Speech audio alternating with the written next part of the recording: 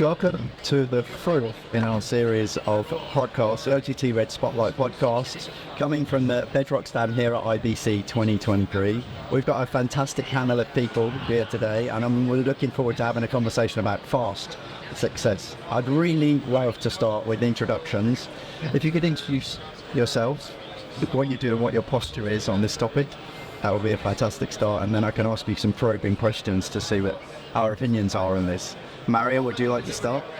Thank you for having me.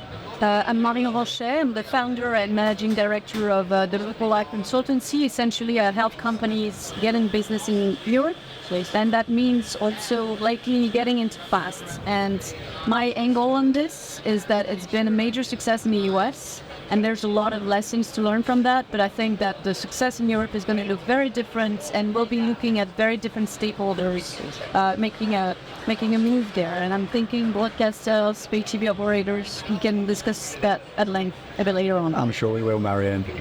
Tung from Bedrock. Yeah, I'm Tung Tan Kwang. I'm the director of AVOD and AdTech strategy at Bedrock Streaming. So I'm in charge of make sure our clients can monetize inventory, whether it is VOD, SVOD, AVOD, and also fast channels. And I'm also in charge of the marketing inside of every AdTech subject with lots of fast subjects. That's a lot of subjects. And Lynette?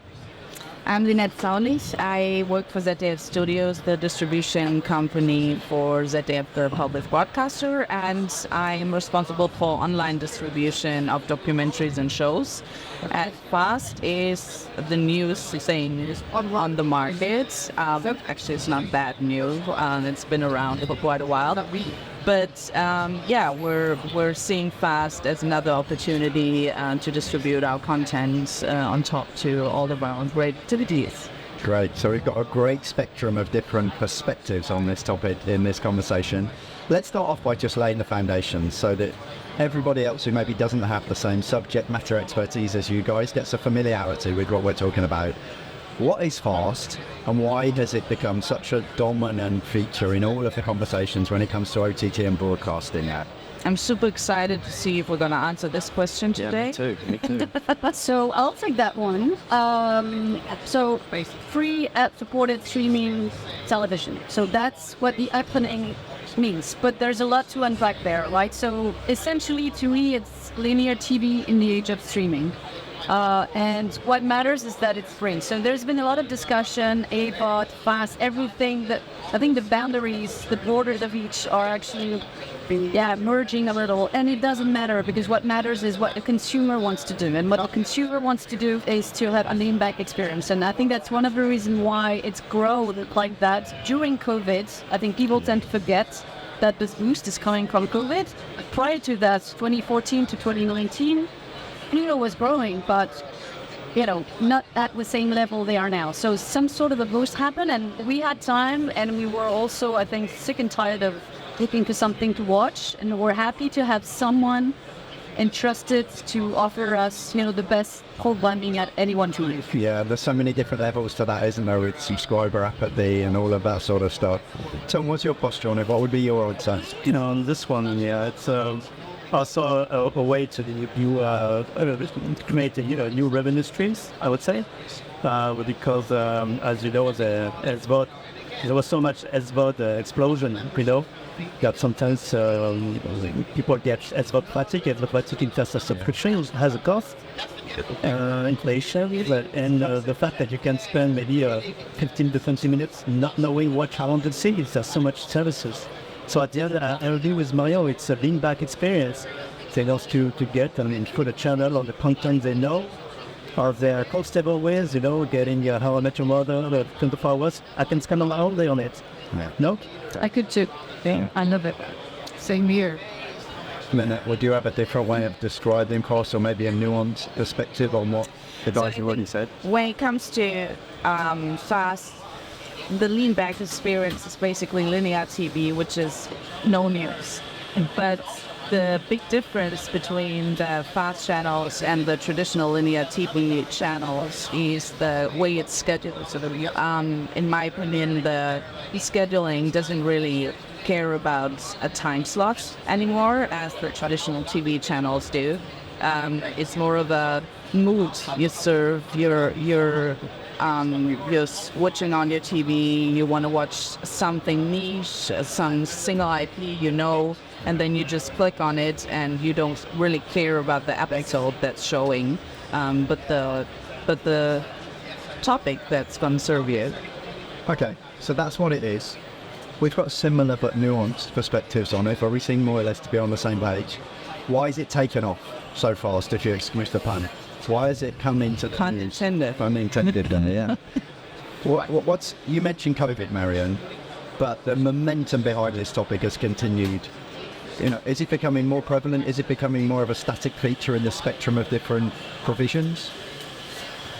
So, I think after COVID, there's so many things. It seems silly, but we're not in a bubble, right? So whatever happens outside of the media and entertainment, it does have an impact on how people, watch and consume content. And I think the war in Ukraine, the inflation, all of these things did have an impact. And what we've seen these last few months is that people are churning, reducing their spend, or are coming and leaving. So there's this sort of, they're becoming unfaithful subscribers in a way.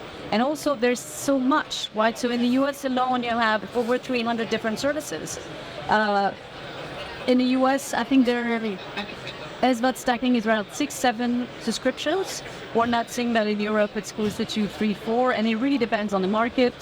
And so people are looking for additional ways. I think they're still craving great content, and they're looking for, nice on the wallets, other opportunities to watch content. And so I think that fed that, heavily, and also like anything, because the likes of Netflix, Disney are looking for more pockets of revenues and more pockets of subscribers. They're getting into ad-supported, so they don't do fast, right? It's not a linear experience.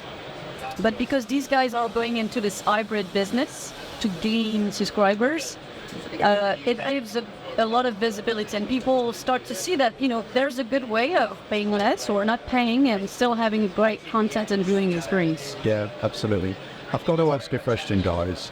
It feels to me as though in the evolution of broadcasting and the way the pendulum swings, fast is a fancy label for everything that we grew up with in terms of the way that we always consumed TV. I hope I'm not saying something too contentious there, but I think we probably already recognise the characteristics of it. But what's different? There must be something different from a technology perspective, but up in the scenes that didn't exist before. I would say technology-wise, I would say it was always there's a cost about building a channel, a broadcast channel, but fast, make it much more, I would say, less complex, typically because you are not relying on direct, I would say, but much more building playlists of content that I would say already existing into a bot context, So it's just a matter of rearranging, building playlists, putting advertising on it, and let it syndicate on all the platforms. So it got become very industrialized very quickly because everything was already there, from the setup of the playlist to all the forwards, So it just matter of then for the setups from a revenue point of view. So they know they can build pre-roll, mid-rolls, like on the live or on the fast, etc. So it's easy now to deploy that, and there's so much technology behind it to deploy that in the easy way. To syndicate is one thing, to develop a list, and how it's syndicated across all the major cast channels. This is the thing that interests me, a lot of these topics have got generic themes that run through them when it comes to OTT, and for me, from a technology perspective, the fact that there is so much potential to personalize viewing experiences now, not only for the benefit of the viewer, but also to the benefit of the advertisers in terms of which market are we targeting, which eyeballs do we want to reach. How advanced are we in terms of not only how that technology is being used, but, how, for example, ZDF is actually thinking about embracing that so that the right people are targeted. Are we at the thin end of the wedge still, or is that being maximized? I would say there would be a first step, of course, of one single, I would say, playlist. I think even from that you can get personalized advertising, of course. Yeah. But of course, the next level would be to have the playlist dedicated, really personalized plays. And since you are, doing really a stream, it has a cost to build a personalized stream. We're not talking about a playlist like you just played. It's when you just putting a button behind another. This is really the technology behind it, and it's become much like it has no more cost, to do that. Yeah. That would be next level because the technology will be simplified, and it's a question of scale at the end. Yeah, absolutely. And then from a studio perspective, what's your perspective on these topics, and where does your head go to when it comes to I have the to viewers? admit, it's a little. So since we're a public broadcaster, I can't really go deep into the advertisement topic, but from a reach perspective, it's really interesting. So at ZDF Studios, we're allowed to help ZDF, the broadcaster, gain more reach, which I'm in a pretty lucky position to do that.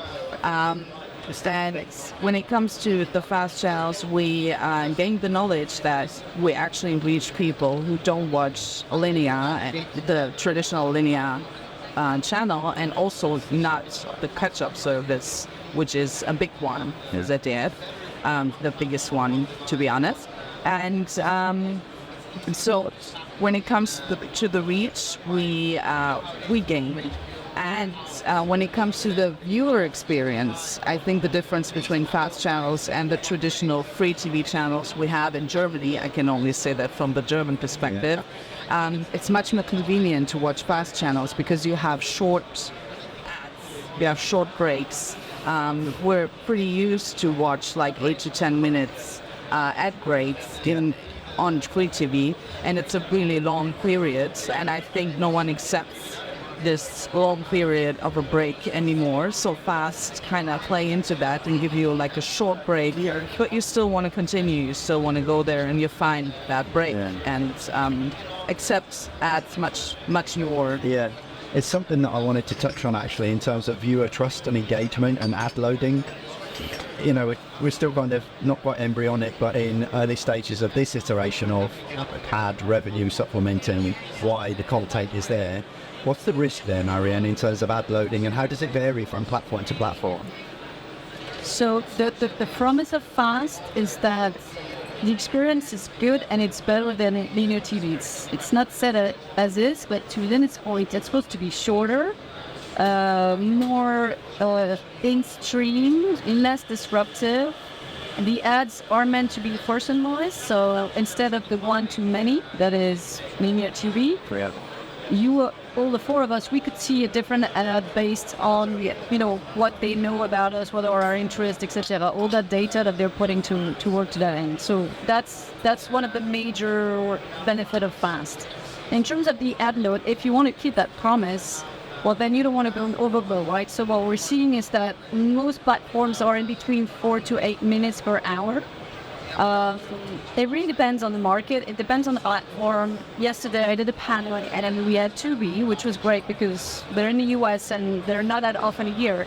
And these guys have one of the lowest ad loads, between 4 and 6 minutes, which is, just to give you an idea, this is what HBO Max does with the ad-supported portion, right? So it means that for a free streaming service, they have something similar to what an ad-supported premium service does. So an HBO is playing very carefully because people are paying. So this ad load thing is big. And so what they were saying is that they're actually even able to play with the ad load at a channel level, not necessarily at a user level, but they can bring that much personalization, and so they can test what doesn't, and play with this ad tolerance that Annette mentioned.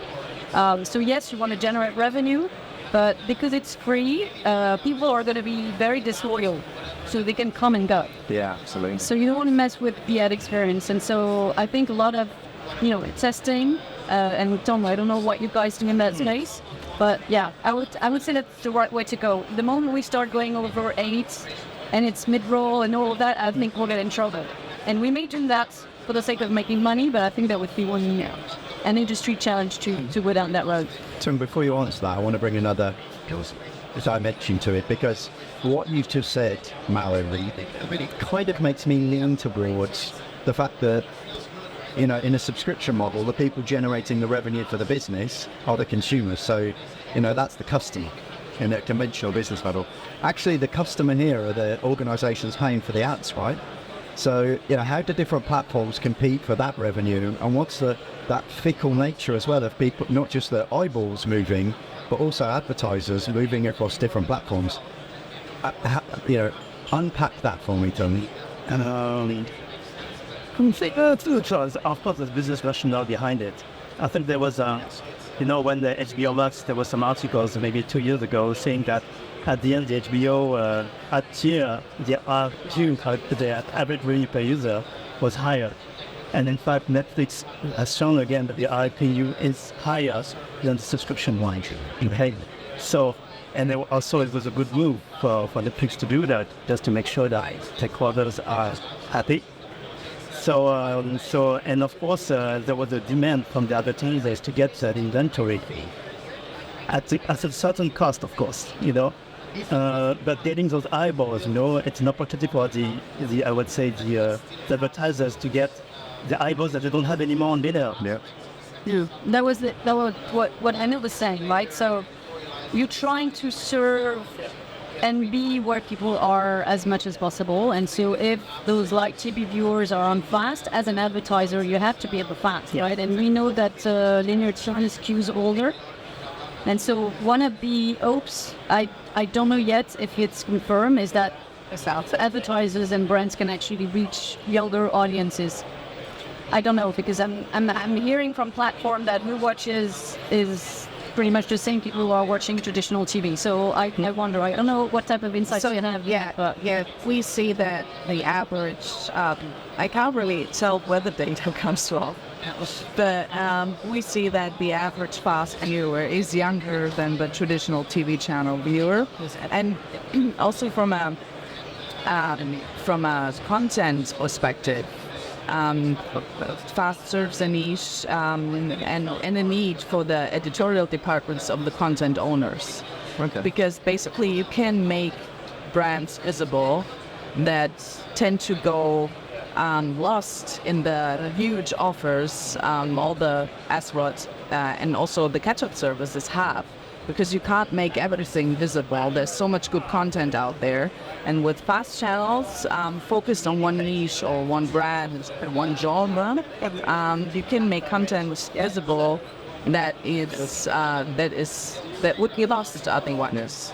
Is there the potential for the organisations advertising to be more innovative in this mode and this model than the traditional linear type adverts, or is it the same type of content? It's the same type of content, but live together for a nice experience. If you're interested in that kind of content, you just want to watch the fast channel and you lean back. But also it's interesting for it's kind of lost where I wanted to go. It's good for the editorial departments to put out their brands, but also we're happy to be able to deliver really known brands and good content out of the traditional infrastructure to new reach. Yes. Is there a consensus at this table that the advertisers are actually getting the depth of value that they should get from the advanced technological depth of advertising on fast? Yes.